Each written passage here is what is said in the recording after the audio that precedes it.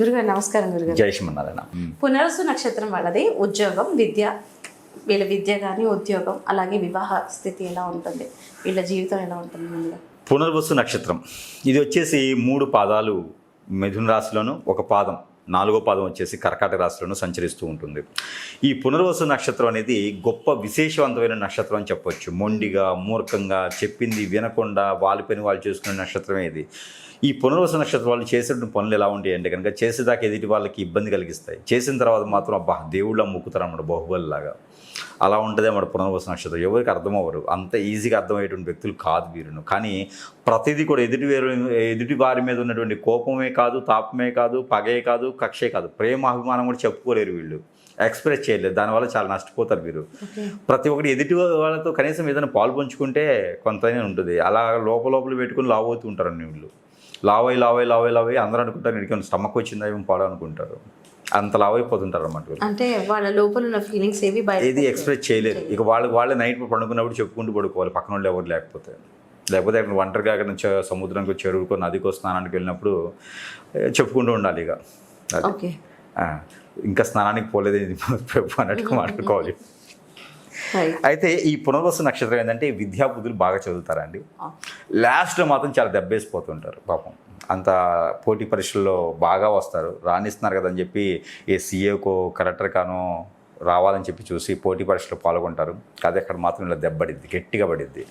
2 సార్లు 3 సార్లు రాయాల్సి వస్తుంది, చివరిలో చవి చూడాల్సి వస్తుంది. అక్కడ వీళ్ళకి మంచి కొంచెం నలత పడిద్ది అని చెప్పొచ్చు. వీళ్ళకి మాట వస్తుంది కొంచెం, ఇంతవరకు బాగానే చదివావు కదరా, ఏమైందిరా దేవుడా అన్నట్టు ఉంటారు అనమాట పాపం. ఆ తర్వాత అయితే మాత్రం కొంచెం కష్టపడి సంపాదించిన కొంతమంది ఉంటారు, జాబులు, లేదా కొంతమంది వ్యాపారంలో నిమగ్నమై ఉంటారు. పంట భూమి పండించే రైతులుగా కానీ, ఆ పంటలు వేసే వాళ్ళకి ఎరువులుగా ఇచ్చేయడానికి కానీ, బలం మందులు అమ్మేవాళ్ళు కానీ, మెడికల్ షాపులు పెట్టుకుని బతికేవాళ్ళు కానీ, ఇట్లా చాలామంది కనిపిస్తూ ఉంటారు. ఇక ఎక్కువ శాతం అయితే రైతులుగానే కనిపిస్తుంటారు కర్కాటక రాశిలో. అంటే ఇటీవల ఏమవుతుందంటే కర్కాటక రాశిలో ఆశ్లేష నక్షత్రంలో మళ్ళీ గ్రహణం ఒకటి ఏర్పడుతూ ఉంది. దానివలన కొంచెం ఇబ్బంది అయితే కనిపిస్తూ ఉంది. కాబట్టి దానికి సంబంధించిన దానాలు, ధర్మాలు, యజ్ఞాలు, యాగాలు, హోమాలు, దపాలు చెప్పాలే కాకుండా కొన్ని రకాల ఏదైనా దానాలు చేసుకుంటే కూడా కొంత ఇబ్బంది లేకుండా ఉంటుంది. ప్రతి ఒక్కరు కూడా సముద్ర స్నానం, నది స్నానం అయితే మాత్రం ఖచ్చితంగా ఆచరించవలసిందే కర్కాటక రాశిలో ఉన్నది కాబట్టి. ఇక ఈ పునర్వసు నక్షత్రం వాళ్ళకి ఏంటంటే కనుక మొదటి పాదలో పుట్టిన వారికి ఏంటంటే కనుక బాగానే ఉంటుంది. 2వ పాదలో పుట్టిన వారికి తల్లికి దోషం ఉంటుంది, 3వ పాదలో పుట్టిన తండ్రికి దోషం ఉంటుంది, 4వ పాదలో పుట్టితే బేబీకి దోషం కొంతవరకు కనిపిస్తుంది. ఇది పుట్టినటువంటి 30 రోజుల లోపు బేబీకి కనుక శాంతి హోమాలు, శాంతి పూజలు, నవగ్రహ దోషాలకి నవగ్రహ శాంతులు చేయించినట్టయితే ఇబ్బందులు లేకుండా కొంతవరకు నెట్టుకు రాగలుగుతారు. ఇక వీరికైతే పితృదోషాలు, కాలసర్ప దోషం అయితే ఖచ్చితంగా వీరికి ఉంటుంది. అలానే కుజు దోషం కూడా ఎక్కువగా కనిపిస్తూ ఉంటుంది వీరికి. 4, 6, 8, 10వ స్థానాల్లో కుజుడు ఉంటాడు వీరికి ఎక్కువగాను. అప్పుడు కుజు దోషం ఉన్నట్టు కింద లెక్క భార్యను చేసుకోవాలి. దాదాపుగా కుజు దోషం ఒక మనిషికి ఉందనుకోండి, కంపాటబిలిటీ అంటారు, పెళ్లిలో చెక్ చేసేది కంపాటబిలిటీ పాయింట్స్ చెక్ చేస్తారు. అది ఒకటే కాకుండా కుజు దోషం ఉన్న వాళ్ళతో ఇప్పుడు కుజు దోషం ఉన్న వాళ్ళని పెళ్లి చేస్తారు. అప్పుడు ఏమైందంటే ఒకటే వరలో 2 కత్తులు ఉండవు, ఇమడవు. అలానే ఒకటే అయస్కాంతం ప్లస్ కానీ మైనస్ కానీ అదుక్కో, అదే విధంగా ఉంటుంది. మన వ్యవస్థ ఎందుకు చేస్తుందో తెలియదు. అలాగా కుజుదోషం ఉన్న వాళ్ళకి శని భగవానుడు ఎక్కువ ఉన్న వాళ్ళని చేయాలి, కుజుడు ఉన్న చేయకూడదు. గురు భగవాన్ యొక్క శుభదృష్టి అలానే శని ఈ 2 బలంగా ఉన్నాయి అనుకోండి, కుజుదోషం ఏం చేయదు. కాబట్టి ఎదుటిగా వచ్చేవాళ్ళని అలా చూడాలి. కానీ మన వాళ్ళు వ్యవస్థను మొత్తం మార్చేసి చిమ్మేసి పాతది కొత్త తీసుకొచ్చుకున్నారు. వీళ్ళు ఏం చేస్తారంటే కుజుదోషం ఇక్కడ 4వ స్థానంలో కుజుడు ఉందా, మీకు 8వ స్థానంలో కుజుడు ఉన్నాడా, ఓకే ఈక్వల్ అని చెప్పి తప్పళ్ళు కొడతా ఉంటారు. అలాంటి పెళ్ళిళ్ళు చేయకూడదు. ఇక ఒకటి పేరు మారుస్తారు. పేరు మారిస్తే జాతకం మారుతుందా అండి? చంద్రబాబుని పెట్టుకుంటే సీఎం అవుతారా అండి? అవ్వలేరు కదా. రేవంత్ రెడ్డి గారిని పెట్టుకుంటే సీఎం అవుతారా? అవ్వలేరు. అది వాళ్ళు ఎంతో కష్టపడ్డారు, ఎన్నో రకాల ఎదుర్కొన్నారు కాబట్టే వాళ్ళు మంచి నాయకులుగా నిలబడగలిగారు. అలానే చిరంజీవి గారిని పెట్టుకుంటే మెగాస్టార్ అవ్వలేరు అందరూ. కాబట్టి ఇక్కడ ఏంటంటే జాతకం మారదు, పేరు మారితే. ఇది కూడా చాలామంది గుర్తుపెట్టుకోవాలి. ఇక కొంతమంది ఉంటుంటారు, ఎందుకు చెప్తున్నా పునర్వసు నక్షత్రం వాళ్ళకి ఇలాంటి కన్ఫ్యూషన్స్ ఉంటాయి, అందుకే చెప్తున్నా క్లారిటీగా. రెండోది ఏంటంటే కాలసర్పదోషం కానీ, కుజదోషం కానీ, నాగదోషం కానీ, సర్పదోషాలు ఉన్నాయంటే చాలామంది దగ్గరికి ఏం చేస్తారంటే విగ్రహ ప్రతిష్ఠ చేయండి అని చెప్తారు. విగ్రహాల ప్రతిష్ఠ చేస్తే ఎలా పోద్దండి? ఎన్నో రకాల మంత్రోచ్చారణ చేసి, ఎన్నో రకాల తంత్రం చేసి, తాయం చేసి, హోమాలు చేసి, యజ్ఞాలు చేసి, ఎన్నో రకాలుగా బ్రాహ్మణులు చేసి, మంత్రోచ్చారణ చేసి, దానికి స్థలగొలిపి, నెలగొలిపి, ప్రాణప్రతిష్ఠ చేస్తే, ఒక గర్భగుడి కడితే దాంట్లో ఎన్నో రకాల యంత్రాలు, తంత్రాలు, మంత్రాలు, యాగాలు చేయించినట్టు పుణ్యఫలంతో కడితే దానికి ప్రాణప్రతిష్ఠ చేస్తే అక్కడికి వెళ్ళి చేస్తేనే ఉపయోగం లేదు. నువ్వు ఒక రాయిని తీసుకుపోయి ప్రతిష్ఠిస్తే నీకు ఎలా దోషం పోతుంది? అదొకటి. ఇవన్నీ కూడా కన్ఫ్యూజన్ అయిపోతే ఏం చేయాలో తెలియక ఏదో చేస్తూ ఉంటారన్నమాట. ఏదో చేస్తే ఏమైతే ఏమైందంటే అది పులిహోర అయింది. ఆ పులిహోర కాస్త సర్దిపడిపోద్ది, ఎవరు తినరు. కాబట్టి అలాంటి ఏం చేయకుండా ఏదైతే నియమ నిష్టలతో ఉండేటువంటి వ్యవహారం ఉంటుందో ఆ ప్రకారంగా ఒక దారిలోనే వెళ్ళాలి. 2 పడవల మీద ఒకేసారి కాలు పెట్టకూడదు. పునర్వసు నక్షత్రంలో ఏం చేస్తారంటే మీరు చెప్పేది ఉంటారు, నేను చెప్పేది ఉంటారు, ఇంకోళ్ళు చెప్పేది ఉంటారు, ఇంకోళ్ళు చెప్పేది ఉంటారు. ఏం చేయకుండా అలా కూర్చుని పోతాను నిస్సహాయంగా.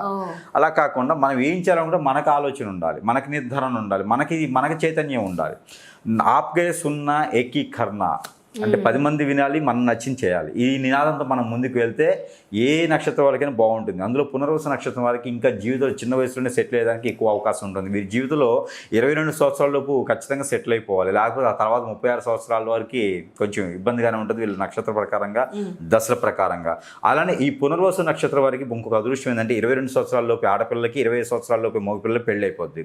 ఆ అదృష్టం లేదంటే మాత్రం 35 సంవత్సరాలు ఇక చూస్తూ కూర్చోవడమే, సినిమాలు చూస్తూ కూర్చోవాలి అంతే, ఏం చేయలేరు.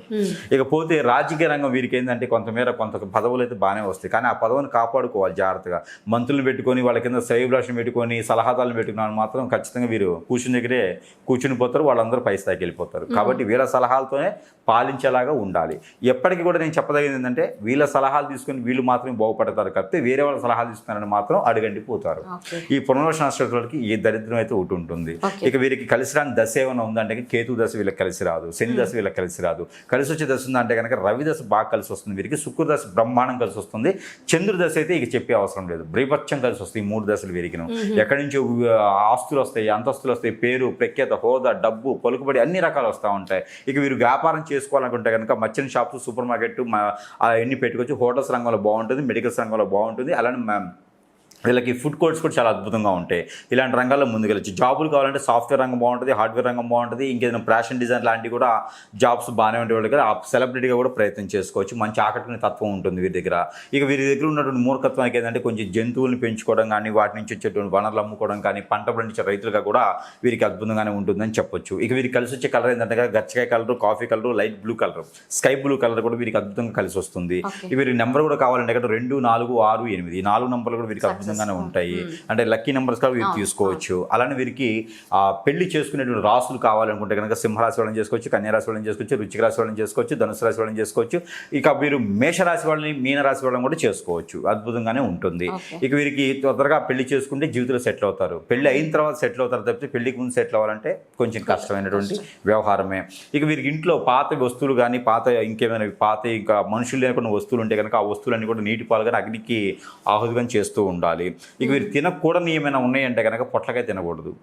ఇక ఈ నక్షత్రంలో పునర్వసు నక్షత్రంలో పొట్లకాయ తినకూడదు. పొట్లకాయ తింటే ఏదో ఒక రకమైనటువంటి ఆరోగ్య సమస్యలు వచ్చేలా కనపడతా ఉన్నాయి. ఇక వీరికి కలిసి వచ్చే వారం ఏంటంటే గురువారం, శుక్రవారం 2 వారాలు బాగా కలిసి వస్తాయి. ఇక వీరు పూజ చేయాలి, ఆరాధించాలనుకుంటే కనుక శివాలయంలో పంచామృత అభిషేకం చేసుకోవాలి, రుద్రాభిషేకం చేసుకోవాలి, నమ్మక చమ్మకం ఎక్కువగా వింటూ ఉండాలి, హనుమాన్ చాలీసా పఠిస్తూ ఉండాలి. అలానే దత్తాత్రేయ కవచం కూడా వింటూ ఉండాలి. వీరును ఆవులకి ఎప్పుడైనా ఒకసారి గోధుమ రొట్టెలు తినిపిస్తూ ఉండాలి, గరిక తినిపిస్తూ ఉండాలి, తౌడు తినిపిస్తూ ఉండాలి, గోధుమ పిండిలో బెల్లం కలిపి తినిపిస్తూ ఉండాలి. ఇలాంటి పరిహారాలు చేసుకుంటూ ఉంటే వీరిపైన ఎలాంటి విపత్తులు కానీ, ఆర్థిక సమస్యలు కానీ, ఆరోగ్య సమస్యలు కానీ రాకుండా ఉంటే తినేటువంటి వంటలో మస్టర్డ్ ఆయిల్ ఎక్కువ వాడుకుంటూ ఉండాలి. ఇలాంటి ప్రికాషన్స్ తీసుకుంటే పునర్వసు నక్షత్రం 4 పాదాలు కూడా చాలా అద్భుతంగా ఉంటాయి. ఏ గ్రహస్థితి కూడా వీరు అడ్డం పడకుండా, ఆటంకం పడకుండా, విఘ్నాలు రాకుండా, ఏ ఐది లేకుండా కూడా చాలా ముందుకు వెళ్తూనే ఉంటారు. 10 మందికి సహాయం చేసే గుణంగా ఎక్కువగా ఉంటుంది కాబట్టి అలా ముందుకు వెళ్ళిపోవచ్చు. ఇది పునర్వసు ఒక నక్షత్రం యొక్క స్థితిగతులు, గుణగణాలు, చేసుకోవాల్సినటువంటి పరిహారాలు. చాలా చక్కగా చెప్పారు.